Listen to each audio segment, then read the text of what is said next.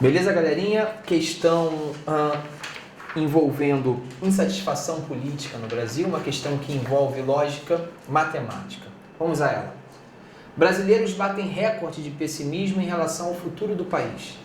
Os eleitores do Sudeste e do Nordeste, que votaram de forma oposta na mais recente eleição presidencial, agora demonstram os mesmos níveis de desânimo com a situação e o rumo do país.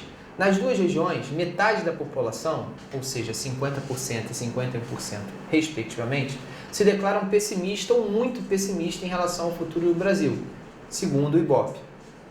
E aí repara que você tem um gráfico meio que ilustrando a situação que foi discutida anteriormente. Ele continua. As taxas não estão distantes da média nacional. Em todo o país, são 48% de pessimistas e apenas 21% de otimistas. O índice de desencanto não estava tão alto desde antes do Plano Real, em setembro de 93. Quando a presidente Dilma Rousseff foi eleita para o seu primeiro mandato em 2010, 73% se diziam otimistas com o futuro. No ano passado, quando ela foi reeleita, a fatia ainda era grande, cerca de 49%. A onda de negativismo que atinge o Brasil contaminou de forma semelhante brasileiros de diferentes faixas de renda. Entre os mais pobres, que ganham até um salário mínimo, 53% estão pessimistas. Entre os mais ricos, com renda acima de 5 salários, 49%. Analise, e aí vem a parte matemática, né? Depois de todo esse enredo, vem a questão. Analise a sentença abaixo. Todo político brasileiro é corrupto e nepotista. Então, no caso, é importante você verificar dois termos muito importantes na matemática. Primeiro, um quantificador universal, chamado todo, e, posterior a isso, um conectivo lógico, o conectivo E, que sugere que para uma sentença ser verdadeira, ou seja, para que de fato a sentença todo político brasileiro é corrupto e nepotista seja verdadeiro, é necessário que esse político brasileiro seja corrupto e também seja nepotista.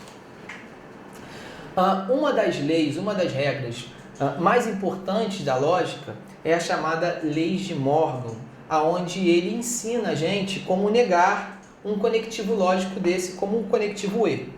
Então, é importante que o aluno saiba que a negação do conectivo lógico E é outro conectivo lógico OU. Então, vejamos. Glaucio gosta de física e matemática. O que torna isso contrário, uma negação dessa sentença matemática, seria Glaucio não gosta de física ou não gosta de matemática. Essa sentença, esse exemplo poderia ser repetido de uma outra maneira, utilizando a afirmação conectivo OU e a negação conectivo E. Glaucio gosta de futebol ou gosta de vôlei. Negação. Glaucio não gosta de futebol e de vôlei. Correto? Então, a negação do conectivo E é outro conectivo lógico OU. E a negação do conectivo todo é existe pelo menos um, ou simplesmente existe algum. Diante dessas duas negações, nós podemos construir o gabarito da questão. Então vem assim: uma sentença que, pelo ponto de vista lógico, nega a que está apresentada acima é, primeiro, nenhum político brasileiro é corrupto e nepotista. Ficar claro que a negação do todo não é nenhum. A negação do todo é existe pelo menos um que não é. Ok? Letra B. Existe algum político brasileiro que seja corrupto ou nepotista? Quase certo, né? Se ele não esquecesse de utilizar justamente uma expressão negativa, o não, né? Letra C. Não existem políticos corruptos e nepotistas. Letra D. Existe algum político que não seja corrupto ou nepotista. De todas as sentenças, essa é que se aplica mais ao que nós falamos.